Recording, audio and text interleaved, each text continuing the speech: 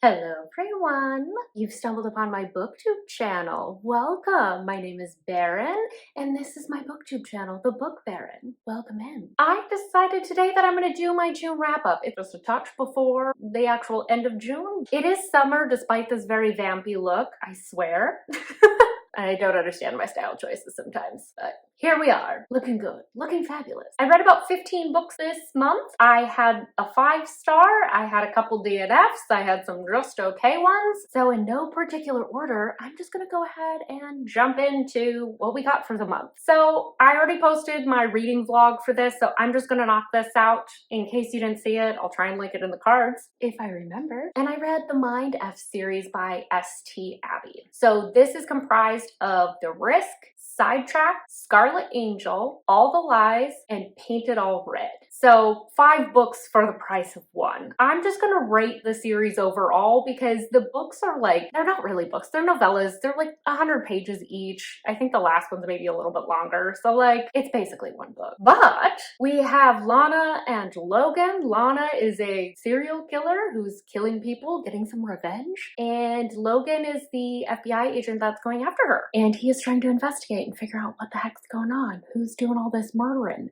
They meet one day randomly at a coffee shop and just seem to hit it off and don't know how they're already entangled in each other's lives. So Lana's trying to keep it a secret while continuing to seek her revenge, and Logan's investigating her along with some other people. So the long and short answer is the serial killer is serial killing and the FBI agent is FBIing. So just content warnings real quick. There is graphic violence, torture, there's some essay, so just a heads up. But overall, I would say I'd give the series on the whole 4 stars. It was a little slow to begin with. There were some ups and downs. I would kind of get into it and then fall back out of it. But the last 2 books were definitely the most graphic, but they were the most like action-packed and most fun. By the end, I had my iPad like this far from my face because I was just so invested. In fact, I at one point did an update and then didn't get any farther than in the front of my couch because the 4th book, I just binged it really fast. It's a fun series. It's not very romance heavy. It's not very spice heavy despite how the covers look. It's really more of like an action Criminal Minds investigation situation. That's the Mind F series. I finally read it. Another book that I finally got to, and one that was the most commented on with my June TBR,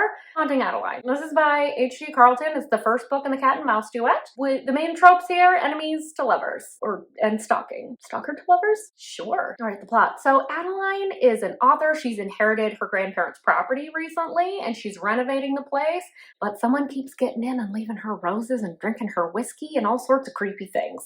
So she knows she's being stalked by somebody. That somebody is Zaid, and he's like a hacktivist type dude. He runs like sort of like an anonymous organization situation, and he's like saving women and children from like modern day slavery and graphic things. I DNF'd this book. I really tried to push through. It's kind of similar to how Mind F series is written, where it's like over the top, but I felt like with the Mind F series, it wasn't taking itself that seriously. This book really felt like it was really taking itself seriously, so I didn't super love that style of writing, but it wasn't like the main detractor. The main thing was during the stalking portions, one, it was super boring. There's a bunch of subplots going on that I just don't care about. So like mild spoilers, skip ahead like maybe 30 seconds if you don't want to hear this. Zaid is going after this like occult type group, and the way it's written is just very over dramatic, where it's like, oh my gosh, they're wearing an Ouroboros, a clear sign of the occult. And I'm like, okay, no. Also, like, they were killing people, and I don't know, it just felt very satanic panic. Like, it didn't feel very real, and so it's hard to buy into like the badness of these people. The other thing was Addie's storyline. She was really going hard at like trying to figure out who stalked and killed her grandmother. I'm sorry, but I just did not care. I feel bad saying that, but I didn't like it. I didn't like the spicy times. I can deal with dub-con and non-con situations in my books. I just didn't like how this specific version of it was written.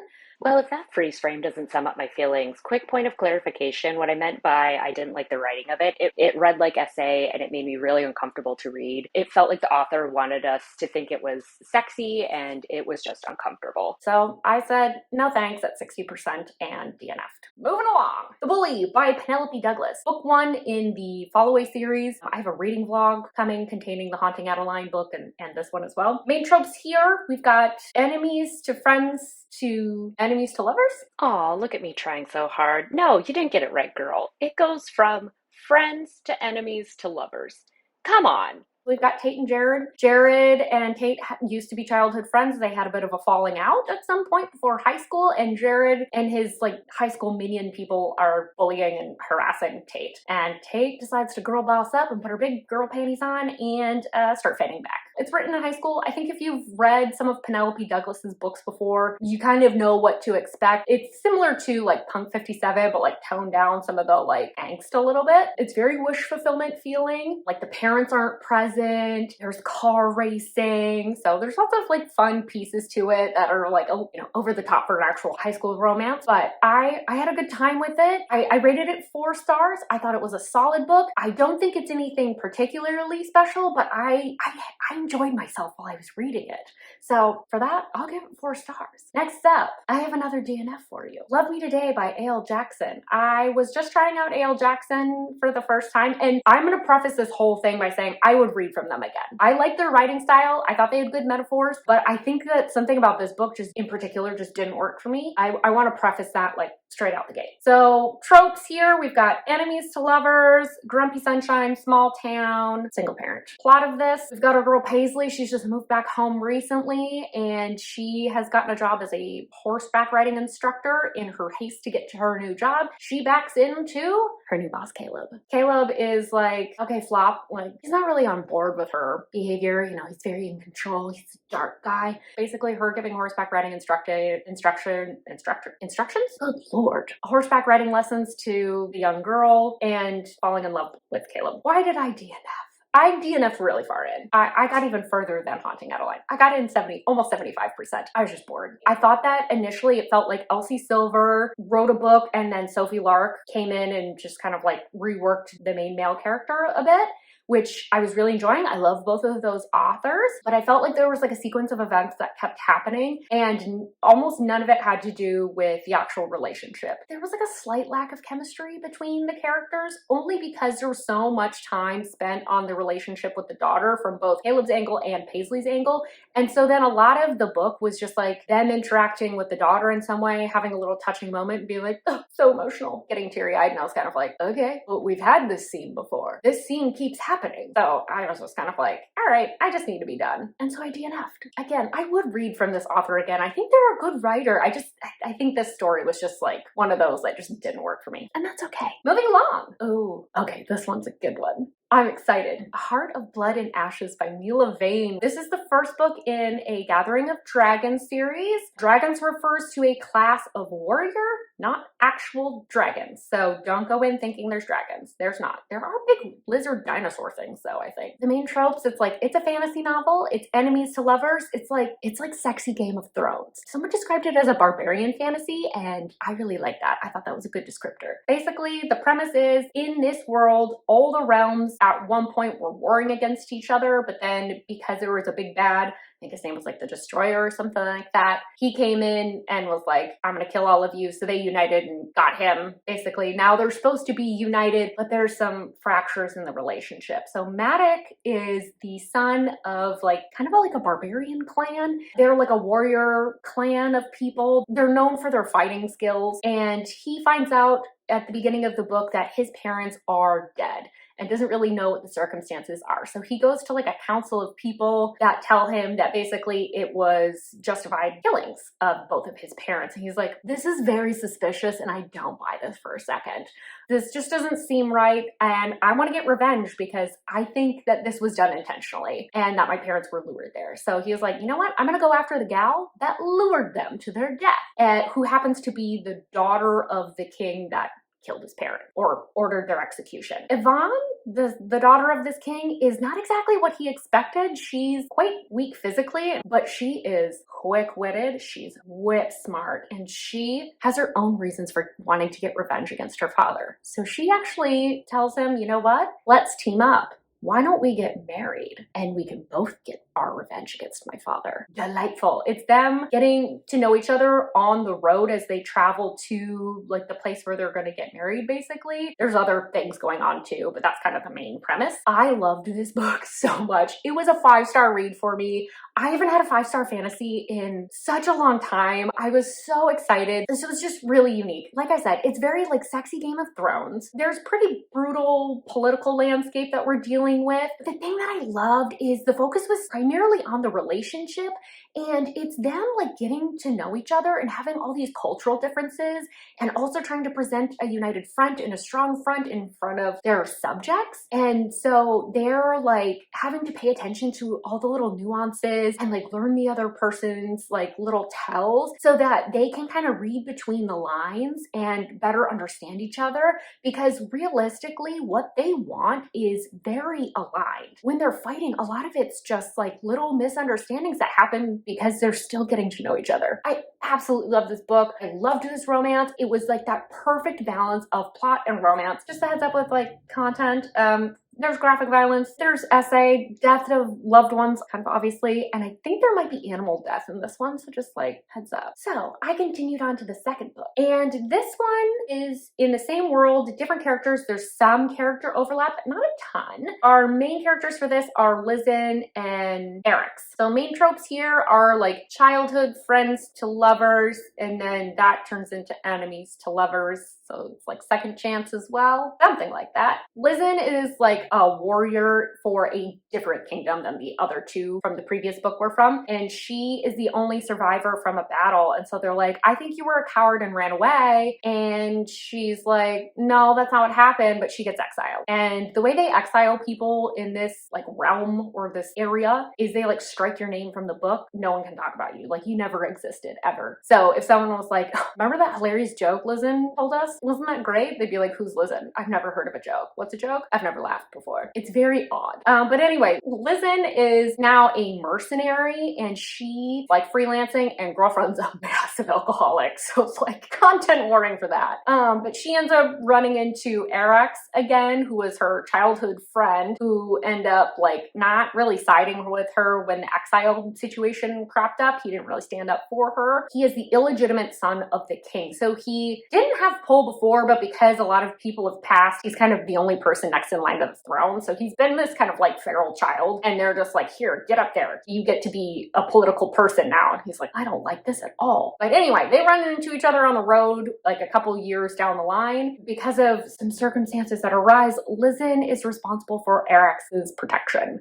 It kind of goes from there. So the setup is not the same, but again, we're having the couple team up. We're on the road. We're going places. But this one was really focused on Lizen and her issues. It was really more about her like having to put her big girl panties on and be an adult and stop drinking the alcohols. The romance kind of became like a subplot. So I was really sad that I did not like this nearly as much. I gave it 3.5 stars because to me a 3-star is I was bored with the content. It wasn't for me, or there wasn't anything special. And I did enjoy some elements of this. So it's like, it's not a 4-star because I didn't enjoy it totally, but it's not really a 3-star. So I'm settling with 3.5, and I'm still sad about that one. Next up, another popular dark romance, The Never King by Nikki St. Crow. This is the first book in the Vicious Lost Boys series. Main tropes here: capture captive, enemies to lovers, and also why choose. So we got a lot of stuff going on. Plot: darling women, few generations down the line now from Wendy, are getting kidnapped and taken to Neverland on their 18th birthday. No one's really sure why, but it's messing the gals up. Winnie's our main character here, and her mother tries her best to protect her because she kind of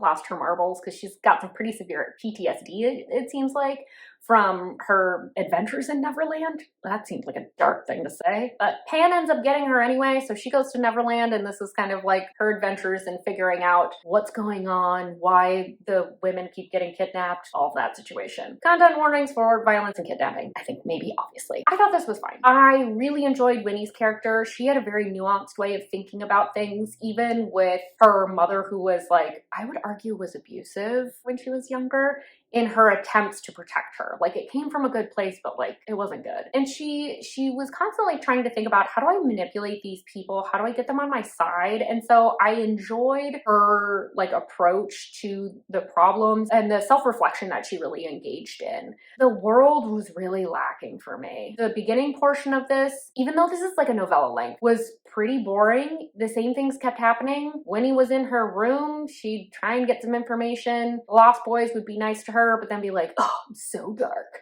And Pan ran around like smoking cigarettes. So there's a lot of downtime at the beginning, and then randomly they'd be like, and sexy. And I was like, oh, well, that was jarring. Didn't expect or want that, frankly. I don't know who these people are. There's like rules that just get thrown out the window with like no consequences. All the Lost Boys are like totally DTF constantly. So I was like, well, I mean, this is fine. It just felt like all the plot points kind of got shoved to the end of the book, and I really needed more of that to be fleshed out earlier. But again, it's a novella, so I would maybe continue on with this series, only because I think maybe some of the world building is happening further on in the series. All right, now I have a very random one. I am trying to get myself to like historical romances. There's so many out there. I used to really love historical romances when I was younger, and so I really want to like them again, but I'm having kind of a tough time finding one. Mission for all of you: if you have a historical romance that you think that a dark romance reader would like, please leave that in the comments. I've read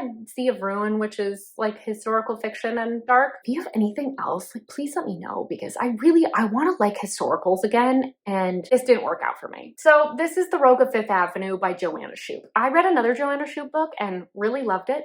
Can't recall what it's called, but I did like it. Just this one didn't work. This is the first book in the Uptown Girls series. Main tropes, enemies to lovers. Frank is a lawyer, and he's kind of comes from like secretly humble beginnings. He's kind of like a lawyer slash fixer for his like wealthy client. And he's trying to keep this one daughter of his client, her name's Mamie, and he's trying to keep her out of trouble, but she's like trying to be a modern day like female Robin Hood. I was just trying to think of a gender neutral name for Robin Hood, and I just realized that Robin Hood is gender neutral. But anyway, one of the people that Mamie is helping ends up in some hot water, and so she enlists the help of Frank to help out with the situation. So content warnings, the main plot line's about a murder, and there is abuse, borderline essay. So I just didn't really like this book. That's unfortunate, because I did like the relationship between Frank and Mamie. I thought they had kind of an angsty fun time. My problem was just that the let's get this woman off for murder situation overpowering pretty much everything. And it's not that I didn't care about it. I did want to see this woman be set free. I went into it for a romance, and then I got this like really heavy topic of like, well, she's poor and criminal justice issues. And I was like, yeah, but I wanted to have a good time. I just wanted more focus on the romance, and I didn't get that. So I was like, boo. So 3 stars. It's just not for me situation. All right.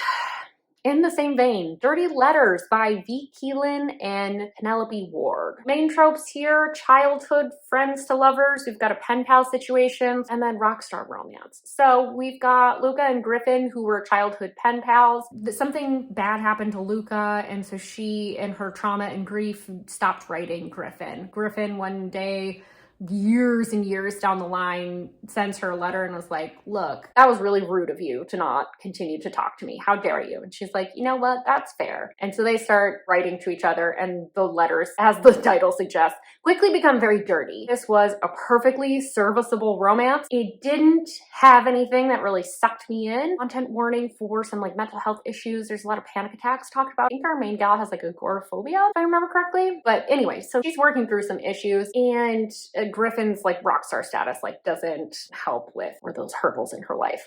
Again, this is perfectly serviceable. There's nothing that I really would say is wrong with this. There's just nothing that I was like, woohoo about. So for that, 3 stars. 2 more, folks. We're so close to being done. Next up, Happy Place by Emily Henry. I like most of her books. I'm more of a beach read person than a people we meet on vacation person. Personally, I know everyone's kind of got their camps, so that's where I fall. The main tropes for this one are friends to lovers to enemies to lovers.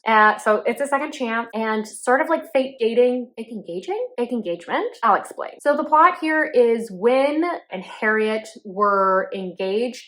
and they used to go on these vacations with their college friends. They did the same sorts of activities, and it was like a fun way for them to kind of like re-engage as friends and just take time to have fun with one another. Harriet's like a busy gal. She's a doctor resident lady, girl boss right now. And so she's really busy, and her and Wynn called off their engagement, but she didn't tell her friends because like girlfriend's exhausted. Like she's working like so many hours a week, and she's like, the last thing I want to do is talk to my friends about how I've had a failed engagement. When she arrives for the vacation, Wynn is there. Surprise! Her friends think they're doing her a solid because prior to them calling off the engagement, they were doing long distance. So they're like, look, surprise, you get to hang out with your fiance as well. And she's like, oh no. They agree to kind of like fake date, fake be engaged for the week just to give their friends like one last week together because they're selling the vacation home and their friends are getting married. So they're just like, we just don't want to ruin it for everybody. We want everyone to have a good time. So that they decide that they're gonna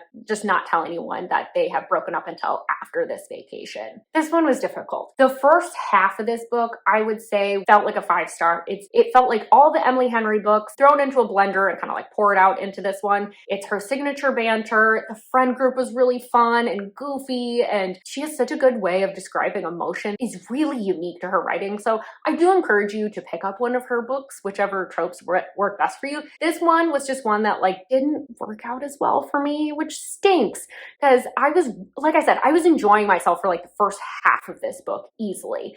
Where it started to kind of go wrong is when they started delving into the relationship more. I just really had a hard time rooting for the couple because they were both really keeping a lot of like secrets, and there was like a lot of like miscommunication that was happening between them. You could kind of see it early on, but it really became evident the further we got into the book. The problem that I have with like secret keeping in relationships, like yes, everyone's entitled to their own like personal feelings and they don't need to tell their partners about that. I understand. However, I just think your partner should be the person that's rooting for you the most in life, and the person that you can like bridesmaid style shit in the street and they hose you off and still tell you you're the sexiest person they've ever met. Like that should be the partner in your corner, like in a contemporary romance and in life. Like make sure you have a partner like that. So like it made it a little difficult for me to root for the couple. I'm starting to like not buy your connection as much that I was feeling previously. And then the other thing too was towards the end, a lot of the focus kind of moved away from the couple and wrapping up that storyline and really moved more to like the friends and some storylines with them, as well as like Harriet kind of going through like a little bit of a crisis of her own and getting that wrapped up. And those things are all fine, but it just sort of felt like the romance didn't get wrapped up in a way that was quite satisfying. It was sort of like, here's what we're gonna do with that, and then they moved on to the other things. And I was like, well, the romance was such the focus for most of the books that it just felt weird that it shifted towards the end there. So for those reasons, I was kind of like, eh. I did give it 3.5 stars. Content warning, there's discussion of death of a loved one on page. There's also some mental health issues discussed. So just a heads up with those. And finally, we're gonna leave off on a good one, folks. Reckless by Elsie Silver. This is the 4th book in the Chestnut Spring series. I have loved pretty much every book in Elsie Silver's backlist. I've read, I think, everything that she has. So I'm all caught up right now. The only book that I haven't liked was Powerless, and that was mostly because I just didn't like the spice in that book. It was like dom sub light shoved into a sports romance / small town romance. It just, I don't know. It just didn't read like the rest of her books, and I didn't really care for it. Like I thought it was fine. This book, main plotline, we've got Theo. He's a bull rider. He's a goofy jokester type of guy, ladies man. He's the protege of Rhett from Flawless. I said understudy in my TBR, not understudy. Protege. That's the word I was looking for. And then we have Winter, who, again, very connected to the characters from Flawless, is the sister of Summer. The main tropes for this book are surprise pregnancy, reverse grumpy sunshine, Winter's the grump, Theo's the sunshine. Based on that description, you can probably tell that Winter's a bit of an ice queen. Nobody really loves on her. We've kind of gotten glimpses throughout the series that she's got some other things going on and that maybe these are defense mechanisms, and we get confirmation of that in this book and just kind of all the things that she's really gone through and all the issues she's really had. So Theo and her end up having a one-night stand, and they agree they're never going to speak about it again after that night. And that all changes when they find out Winter's pregnant. There's some other things that go on, but I'll kind of leave it there. So I am giving this book 4 stars. It really felt like a 5-star when I first started out because I loved the banter and the interactions that Winter and Theo were having when they were first kind of like getting together. And those do continue, but it just didn't have that last like little bit of oomph to make it a 5-star towards the end, but I still really enjoyed myself. I love a book with good banter, so this had great banter in it. Winter's very like witty, one-liner, kind of like a snarky sense of humor. Theo's just an outright jokester. And the thing that I liked about their relationship is Winter really takes Theo seriously, which is something that he really needs in his life. And Theo really takes the time to get past Winter's barriers and really push her to heal herself. He's there as like floaties so that she's not totally drowning, but he makes her do the work to really heal herself and the relationships around her, so that she can be in a healthy spot in order to be in a relationship and really trust him. The other thing that I liked, so I mentioned earlier that part of the reason I didn't like Powerless is because I didn't like the spicy times. There was a little bit of a disconnect, I felt like, between like relationship and like Jasper's personality, generally speaking. And the thing that I liked about the spicy stuff with this book was that Theo uses like dirty talk and like kind of humorous dirty talk as a way of sort of gently kind of like letting Winter know that like, yes, I'm into you, but not in a way that like freaks her out of like, I love you and I'm professing my love. He's just like, oh yeah, you look real good. Like, I want to go to Pound Town now. It really made sense for Theo's character, and honestly, dirty talk's just fun. So if you're a fan of Tessa Bailey or Cade from earlier in the series, I think you're gonna really like this one. All right, let me know what you've been reading and loving. I'm still building out my July TBR, so let me know if there's anything that I should be adding in the comments down below. Like this video if you liked it. Subscribe if you want more content from me. Like, please subscribe. I'm still new. I know, killer content. You're welcome, and I will see you soon. Bye.